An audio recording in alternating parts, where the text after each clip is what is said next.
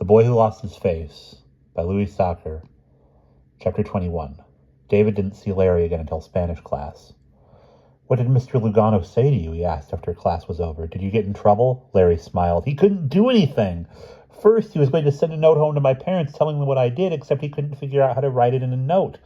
So then he told me I had to tell my parents what I did, but then I said, 'What did I do?' And he said, 'You know.' And I said, 'No, I don't.' So finally he just told me not to do it again, and I said, 'Do what?'" David laughed but abruptly stopped when he saw Scott, Randy, and Roger coming. Scott, Randy, and Roger were walking down the center of the sidewalk next to the row of outside lockers.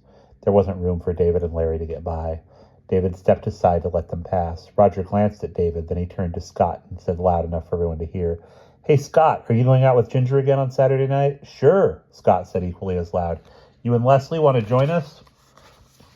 "Hey, that sounds like a good time," said Roger. "How about you, Randy?" Scott asked. "Why don't you and Tori join us?" He said the name Tori especially loud. "Yeah, that Tori Williams is one hot babe," said Roger. "Maybe I will," said Randy.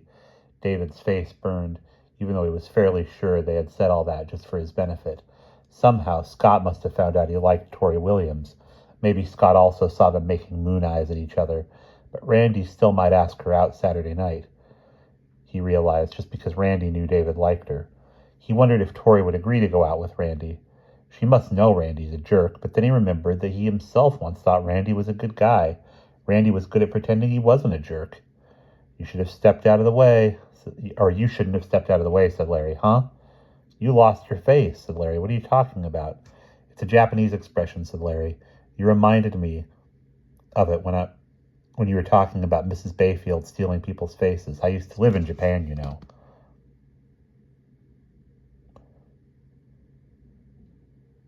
"No, I don't know. I don't even know what you're talking about." "You know how Mo always tells you to stand up for yourself? It's the same thing. When you don't stand up for yourself, the Japanese say you lose face. Like just now when you guys were coming toward us. We have just as much right to walk on the sidewalk as they do. You stepped aside, so you lost a little face." "There wasn't room for all of us," said David. "What was I supposed to do? Push my way through them? It's not worth getting in a fight over." "Every time they push you around, you do nothing about it. You lose a little more of your face," said Larry. David rubbed his face with his hand. "They push you around too," he said. "I don't see you doing anything about it." "That's different." "How?" "I don't have to fight. I know Kung Fu." "Yeah, right," said David. "I do," said Larry. "I have a black belt. If I had to, I could take on all three of them at once." He karate chopped the air in front of them. "They wouldn't have a chance." "Yeah, right," said David. "But that's not the way of Kung Fu," Larry continued. "It's always best to walk away from a fight. Like, remember when they wouldn't let me use the bathroom? I just walked away. You only fight if you have no other choice. Sometimes it takes more courage to walk away than it does to fight." "Well, how come it's all right for you to walk away, but if I walk away, I lose part of my face?" Larry didn't answer. "You know what you should do," he said. "You should call up Tori Williams and ask her out for Saturday night, before Randy." "Randy's not going to ask her out," said David. "They were just saying that. Besides, you know I can't ask her out." "Why not? There's a curse on me, remember? What if I take her to a movie and then pour lemonade on my head, or her head?" "That's not going to happen," said Larry. He shrugged. "Just don't drink any lemonade." "What if she asks me to get her a cup of lemonade?"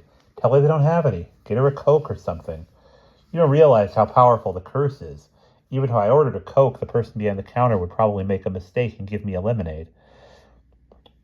Then as I'm about to hand it to Tori, there'd be an earthquake or something, and I'd trip and pour it right on her head. No, there's no way I can take her out so long as I'm cursed." "Yeah, right," said Larry. David forced a laugh. "What?" asked Larry. "Oh, I was just thinking," said David. "Those guys all think they're so tough.